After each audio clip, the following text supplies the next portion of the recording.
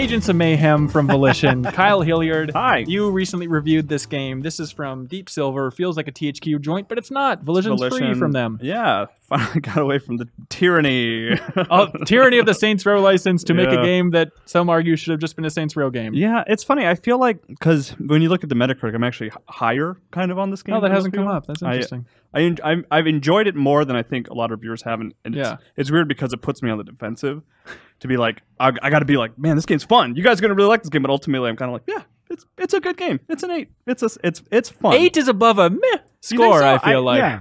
Joe, where do you land on this, Mr. Reviews editor? I think it is, but like reading Kyle's review of it, I mean, I think what comes across, I haven't actually played it yet, but I mean, I love Saints Row 3 especially, but is that like, I think a game that can really nail a just sort of like, I don't know, like degree of irreverence and like stupid, fun cartoon action. Right. Like, that's what it sounds like this hit. In the vein of EDF? Like, that's what you're hoping for, Joe? I mean, I think EDF falls into that category, but I mean, there are different ways to achieve something like that, whether it's through like humor or just like, I mean, if you look at a game like Saints Row the Third that incorporates all these like wacky weapons and vehicles and things like that, like I don't think Saints Row the Third is a perfect game, but I really appreciate its just sort of like gonzo approach. Yeah, right? and gonzo's a good word, and like stupid fun is a good word. In fact, in my review, one of your notes you gave me was like,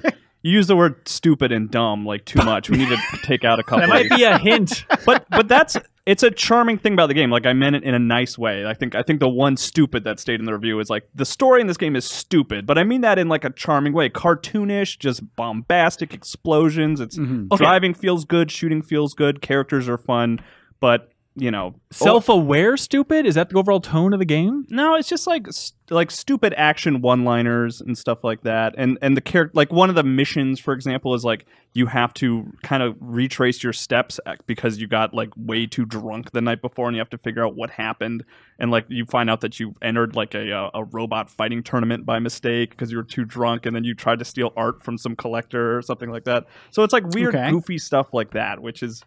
Like, the premise, like, is more kind of like, okay, that's pretty funny, but then the moment-to-moment, like, one-liners and jokes don't really hit that well, Okay, that sounds like the Saints Row games to me, where you hear descriptions, it's like, that's a really funny scene, like, the opening of Saints Row 4 is awesome, but then it's still some jokes where it's like, oh boy. I'm kind of, like, more fascinated with the very vague marketing campaign for this game, because I literally didn't know that it was like a Saints Row single-player game until Kyle was talking about it in the office like a week before the review went up, where it was like, oh, I just assumed it was like a MOBA or something because of like... I thought it was a co-op thing, isn't it? No. Yeah, like, entirely it was so player. confusing. Yeah, and because their whole marketing push is all about these different teams of characters and swapping between them and stuff like that, so you get this sense of like, oh, maybe this is like a team-focused thing, and it's like, again, not until I read Kyle's review did I totally understand, like, oh, this is just Saints Row, except you have party members that you can swap between. Which made me go, like, from not giving a damn about this game to, man, I really need to make time for this, because I'm in the same boat as Joe. I really like Saints Row 3 and 4. And I kind of embarrassed myself at E3 meeting with those guys, because I had that moment of like,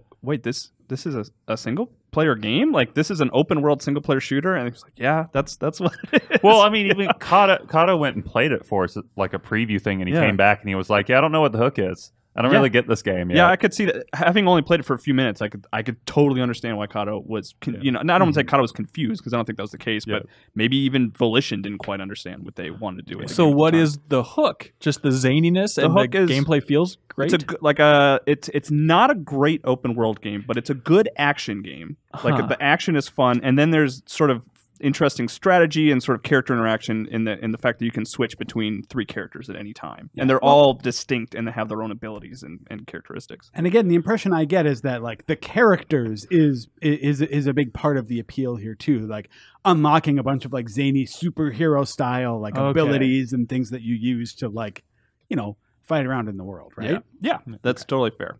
Yeah. It's funny with this game just to like try and unpack it. Like, okay, wait a minute. So it's a stupid single player character swappy thing that Kyle seems to like a lot. The cop out is that it's if you like Saints Row, I still think Saints Row is a more fun game. I think Saints Row 3 is a better game. I thought you were talking about the first one. Okay. Oh no, yeah, the back first, when it was good. By the way, there are 2 original Saints Row games that nobody else. We don't talk about those games. What are you talking about? But it's in line with those. Same sense of humor, same kind of action. So if you like Saints Row 3, you will probably like this as well. And sorry, Joe, go ahead. My big question, Kyle, Joe, from why isn't it called Saints Row? Right.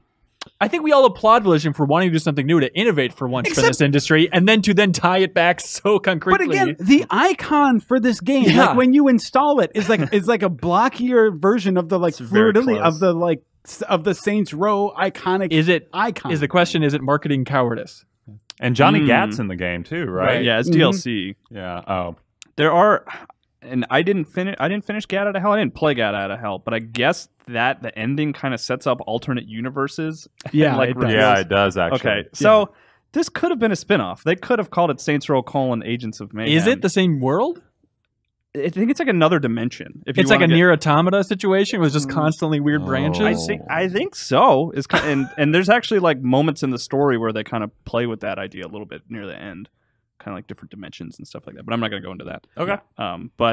I'll be damned. 8 out of 10. Yeah, it's a fun game. I enjoyed it. I had a good time with it. Okay. All right. You're defensive enough. All I right. liked it, Ben. If you like Saints Row, you'll like this game. I don't know. Thank you so much for watching this excerpt from the Game Informer Show podcast. You can subscribe to the audio version and listen to new episodes airing every Thursday.